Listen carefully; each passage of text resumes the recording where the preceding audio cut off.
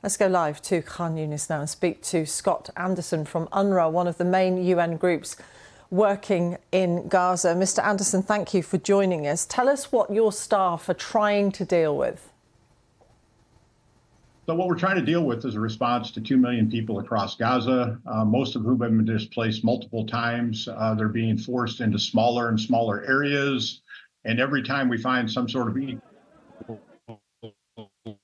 equilibrium for the delivery of aid, it's upset by further displacement, as we're seeing in the north. In Gaza City, we've seen over 80,000 people displaced yet again.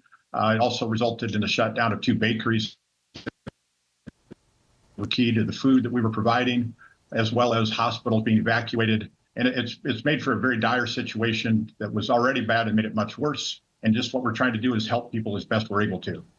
So what help do they need? I mean, it might seem like a simplistic question when there's so little there. No, it's not at all a simple question, and it's a very good question. The primary thing we need right now is clean drinking water for people. It's summertime, it's hot. People are living in tents or makeshift plastic structures.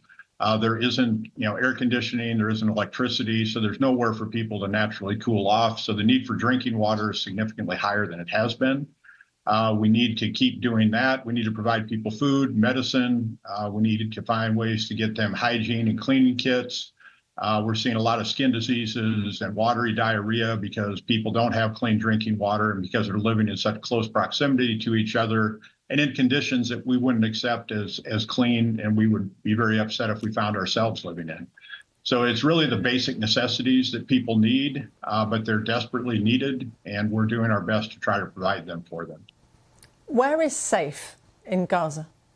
No, we're safe in Gaza.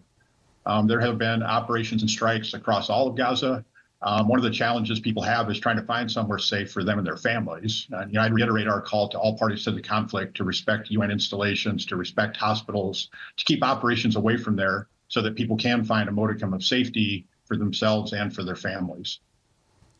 The Israeli military do issue evacuation orders. We saw that they did that for civilians in Abasan and other areas east of Khan Yunis. That, of course, means many, many people are on the move. How are those evacuations arranged so that there's some sense of order to them? There's not a lot of order. People get leaflets dropped or they're called. It's put on Facebook. And people just very haphazardly begin to move in areas that they think are safe. The IDF declared humanitarian zone in Mawasi has probably 1.6 or 1.7 million people at this point. So people move generally in that direction.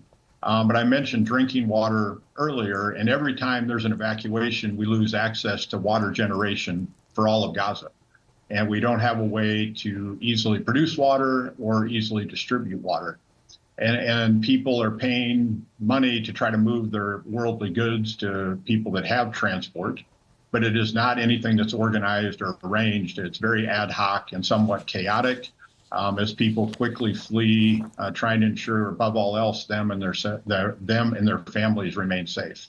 I realise it's you have to tread carefully with anything political, but you must be watching these talks in Qatar with interest. How optimistic are you that they'll lead somewhere to a ceasefire and release of these hostages? I mean, I think you said it perfectly. I try to be very even-keeled about this because there have been talks before, but the crux of the issue is, first and foremost, the hostages need to be released and returned to their families. Secondly, then the ceasefire can go into effect. We hope that the talks of a 42-day ceasefire for the hostages would turn into a permanent ceasefire. Because what people in Gaza need above all else is for a ceasefire so we can begin to help them rebuild their lives. Scott Anderson from UNRWA, thank you very much for talking to us and for bearing with us when we were having sound difficulties, which is understandable given where you are. Thank you very much. Thank you very much for the opportunity.